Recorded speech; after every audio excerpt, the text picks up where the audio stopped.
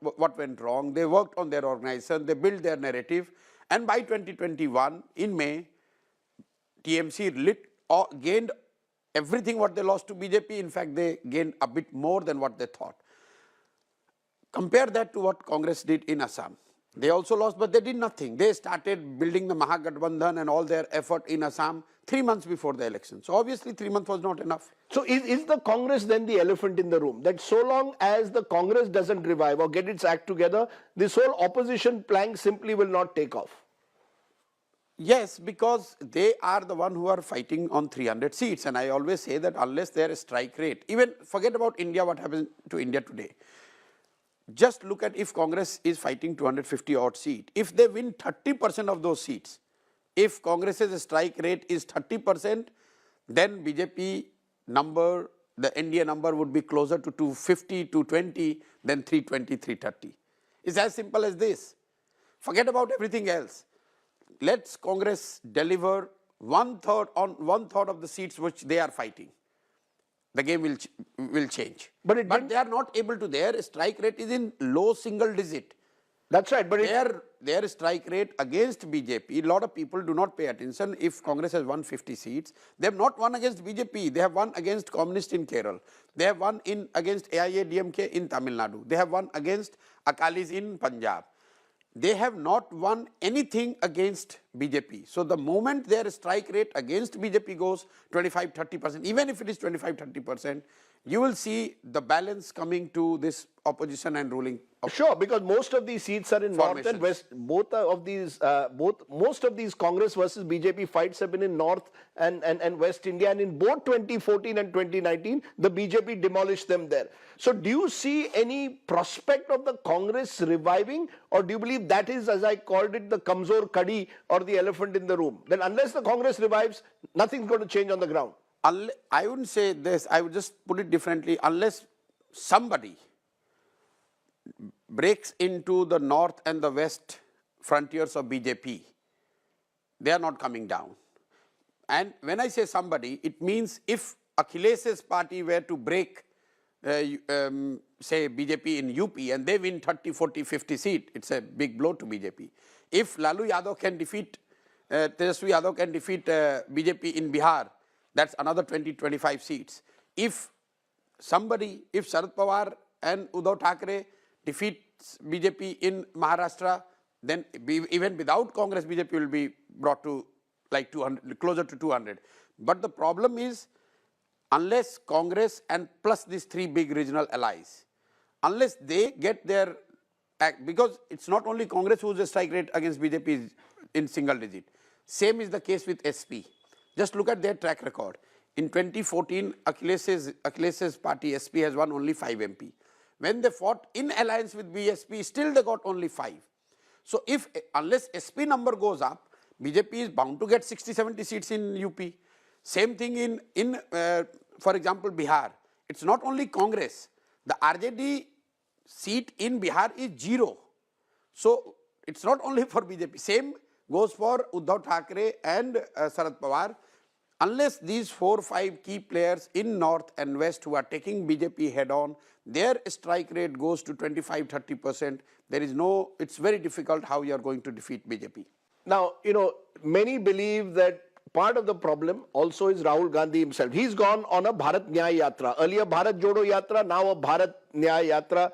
And many say that unless Rahul Gandhi in a way says, I am not the prime ministerial candidate, the BJP will make it again Modi versus Rahul in some way, and that will put the opposition into a trap. Do you agree with that it is necessary for the Congress to say that Rahul Gandhi isn't our prime ministerial candidate and throw up someone else, possibly a Mallikarjun Kharge? I think it's not necessary. What is necessary is that Rahul Gandhi allows somebody else to run the Congress if he is not running the Congress. Because look at... But he is running the Congress. He is running the Congress, but he is not saying that he is running the Congress. That is the problem. Look at whoever is advising them. This could be the worst time for you to leave headquarters and go for a yatra. Yatra was to be done maybe 6 months, a year before, 2 years before. Now is the time when you should be meeting with your strategic allies. You need to raise resources. You need to finalize your candidates. You need to firefight on daily basis. When you are needed at headquarters, you are in field. When you were needed to be in field, then you were sitting in Delhi. I don't know who advises them. Just imagine you are losing a key ally in Bihar. Whether he's worth his name or not, that's a different thing, but he was a key ally. Rather than being on the ground sorting that issue out, somebody like Congress President Mr. Mallikarjun Kharge, I read his statement. He said, I'm hearing the report, well, I will reach Delhi and then I will figure it out what has happened. When the deal is already done, he is, the next day by the time Kharge reaches, Mr. Kharge reaches Delhi, Nitish Kumar is swearing there as a BJP chief minister or NDA chief minister. So what I'm saying is, this is the strategic commonsensical thinking. You do not leave the commander of the army, you don't go to the field when you have to be on the headquarters. But are you saying Rahul Gandhi should step aside, or are you saying that Rahul Gandhi should be clear that if you are going to be the commander, act like a commander, yes, not be on a yatra at a time like this, be at the headquarters managing? You and I know that no decision will happen, when nothing important will move in Congress unless Rahul Gandhi approves it. And when you need that minute-to-minute involvement and his decision making, his opinion, he is in Manipur, Nagaland, he is in Yatra. I don't think this is the best use of his time. So what I'm saying is he has to be clear. It's not about whether he's a prime minister face or he's the campaign manager, he's running. I read your tweet only. If you are doing this yatra, a solo yatra, then this is the worst time to do a solo yatra. Then it should have been an India yatra. Exactly. It should not have been a Congress yatra. And if you are doing a Congress yatra, then forget about India. You know, because you've often said that, and many believe now that Indian elections have become presidential. 2014, 2019 general elections are increasingly about kaun banega Pradhan Mantri leadership contest. Would the India alliance pitching a Nitish Kumar a few months ago, or a Mallikarjun Kharge now, or even a Rahul Gandhi, would that make any difference, or that's not really the issue anymore? I was asked this question on Mr. Kharge, and my answer was, whoever you pitch, be decisive, be clear. Look at the name proposal vis-a-vis with regards to Mr. Kharge. Two allies proposed his name. He in the same meeting said yes and literally backed out. His own party did not offer a single formal statement to it. So before getting into merit whether Mr. Kharge, announcement of Mr. Kharge as a Prime Minister face would add value or not, you have to first realize that whether you are making the announcement or you are not making the announcement. So this indecision is killing them. Do you believe even now, is it too late now? Indecision that whether Rahul Gandhi is running Congress or Mr. Kharge is running Congress. Is Mr. Rahul going to be the Prime Minister face or somebody else? If he doesn't want to be the Prime Minister, let it be said in those many words by himself, nobody than him, that I'm not the candidate, whoever is decided. No, but do you believe that the India alliance should have a face even now? I still go back and say if they have a face, definitely it will add value, definitely. You know, the reason I'm not having a face is not going to give them any advantage. The reason I'm asking you this is because while the India alliance appears in disarray, as you said, perception-wise certainly, the BJP on the other hand seems to have got an extra dose of energy. They seem to be even more energized than they were before 2019 because of the Ram Mandir consecration ceremony. Do you believe that has now pushed Mr. Modi onto another level even compared to 2014 and 19, because now it's Ram, it's Labharti and it's Hindutva? No, I don't think Ram Mandir thing is going to add a great deal of new vote to BJP. If it certainly has enthused the BJP rank and file, it has given something to chat and feel good about to the voters, but I do not see this event of Ram Mandir bringing them new votes. If there is anything, it has certainly consolidated their vote. The vote is again, the vote this time is definitely for the Mr. Modi or against him. It's not about Ram Mandir. No, what is the BJP's USP in 2024? Is it Ram? Is it Modi? Or is it Viksit Bharat? It's Modi. And Ram, Viksit Bharat, Labharti, Hindutva, everything is now subservient to this brand Modi. What is brand Modi? What is this secret sauce? Because you worked with him. What is the secret sauce of this brand Modi? How is brand Modi in 2024 different to the brand Modi that you worked with in 2014? Well, Mr. Modi's strength is that he evolves, and his whole agenda also evolves every 5 years. So in 2002, his he was the Hindu Hriday Samrat. By 2007, he became this able administrator who could bring development to Gujarat. By 2014, he evolved as somebody who can change India. By 2019, he evolved as somebody who can bring great pride and courage and conviction in the story of India. By 2024, he is being positioned as somebody who has brought Ram back to this country. That is how he has evolved, and everything what they do is subservient to this evolution. So the cult of Modi now is even bigger than that of the BJP. People are voting for Modi, not the BJP. Definitely, no, goes without saying. I'm not saying they are not voting for BJP, but I'm saying a bulk of the vote that is coming their way, Modi is the major decisive factor, But the delta. How will you respond to those who will say that... You go to the field and many contesting MPs would concede this, that but for Modi, they would find it very difficult to win with the same track record, with same Hindutva, with same Ram Mandir euphoria, with same Labharthi model. Just remove Modi, many MP candidates of BJP would find it difficult to win. Because in 2019, interestingly, CSDS post-poll survey showed that 1 in every 3 people who had voted for the BJP had voted because they said they wanted to vote for Mr. Modi. Yeah. So in a sense, without Mr. Modi, the BJP is not the dominant force, you're saying. It's like imagining Congress in 1980 without Indira Gandhi. You're saying Mr. Modi today is in the same space that Mrs. Indira Gandhi was in 1980. He is Indira Gandhi of BJP. He's the Indira Gandhi of BJP. You're giving me a nice one-liner. Yeah, but politically speaking, Sure. his ability to catch vote is not necessarily dependent on ideology or organization or the candidate. People are straight voting the way they voted for Indira Gandhi. People are straight voting for Mr. Modi. No, but since you use the Indira Gandhi analogy, let me take that forward. Many will say that Mr. Modi has redrawn the way elections are fought.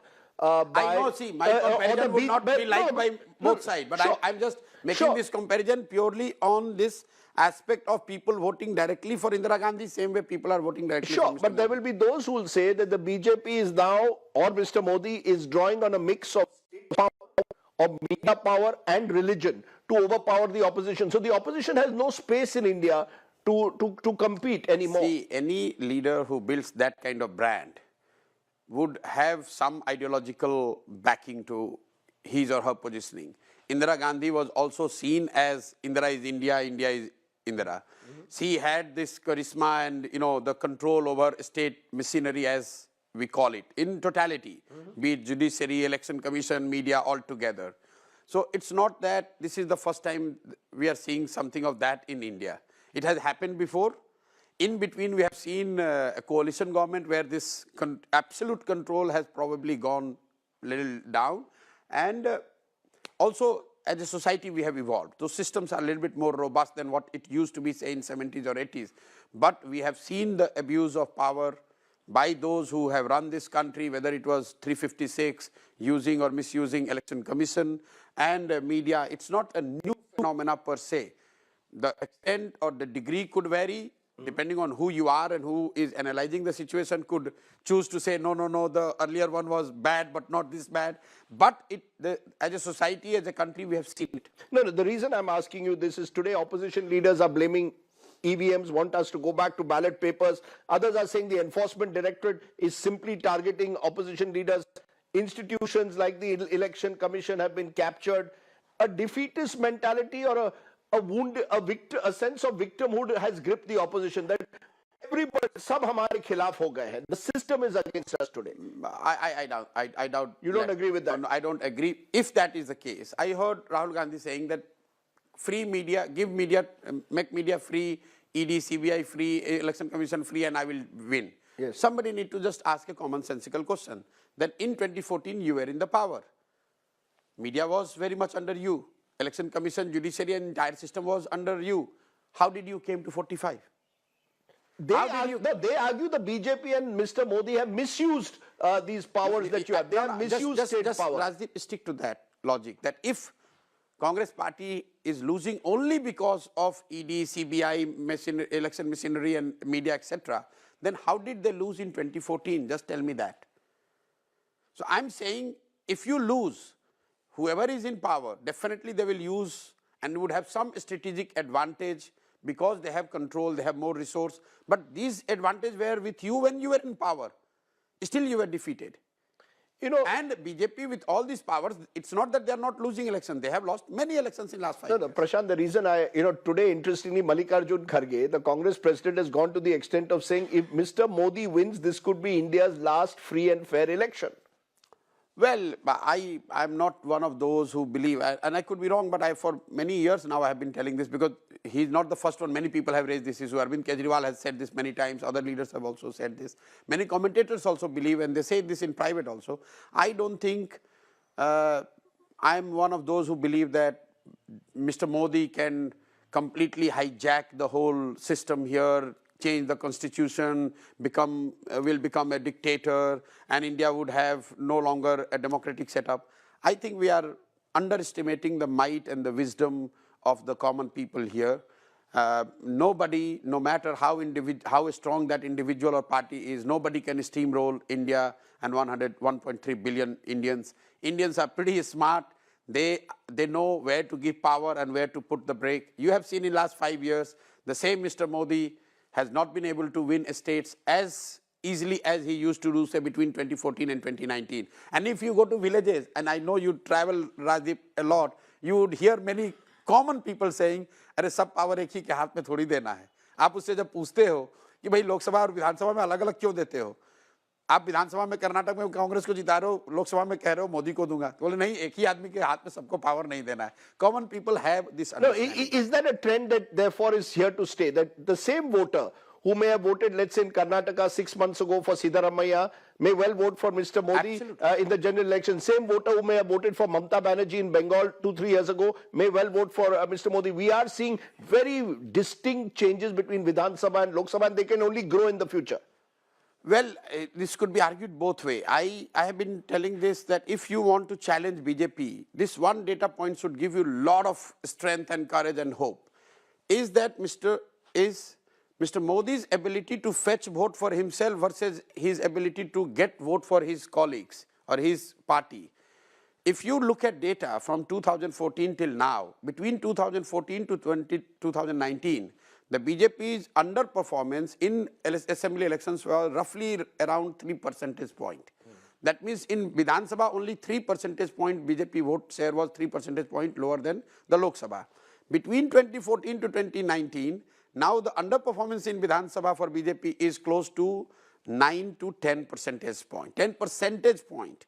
So that means there are less, and this is the declining ability of Mr. Modi to transfer vote. The double engine model is therefore not working as effectively when it comes to state elections. No, when Mr. Modi is not on the ticket, the BJP it is that much more difficult. I wouldn't say it is not working, but I'm saying it is that much more difficult for Mr. Modi to continue getting vote for his party colleagues or his state governments who, in eyes of people, may or may not have delivered. Because one other major trend that earlier between 2000 to 2019, whoever Mr. Modi wanted, he said, vote for him, I will deliver, then people voted. Sure. But if the state governments have not delivered, people are not taking Mr. Modi's word as gospel truth and voting for them. They are still giving it to him, but in the state elections, they are voting very differently. So that's one big difference between 2014-19 and 2019 to 24. The other trend which one notices is North versus South. We mentioned how North and West, the BJP's 80 to 90% seats, or they dominated 90% of the seats in Western and Northern India, Hindi heartland in particular. On the other hand, in the South and the East also, the BJP has found it much more difficult. Is that a trend also which you believe is here to stay? No, I cannot say we're here to stay, but it's very clear. It's not only North and South. East, I always say that East and South, roughly about 220 seats, starting from Bihar. Don't count Bihar in North. In Bihar, BJP's vote share is never crossed 25%. Last time they have won only 17 MPs. So if you take Bihar, Bengal, Odisha, Telangana, Andhra Pradesh, Tamil Nadu, Kerala, these 220 seats, BJP gets only about 45 seats, despite their success in Bihar, despite their success in Bengal, despite their doing better in Odisha. But what is happening is because they are completely sweeping North and West, these 200 seats or 180 seats which are anti-BJP member parliaments, they are of no use. And hence, if Congress plus these 3-4 key anti-BJP formations, if they are able to win even 100 seats in West and North, the game will change overnight. Because then these 200 MPs who anyway are winning as non-BJP MPs, they come into play. But you would agree that at the moment it looks extremely unlikely that the opposition can win these 100 seats in West and North. It's very difficult. Very difficult. It's very difficult. Impossible? And more, I wouldn't say impossible, but more worrying sign is that BJP knows this data as much as you and I know. Probably they know more than us. And hence you see the BJP's effort and their organizational focus is completely on East and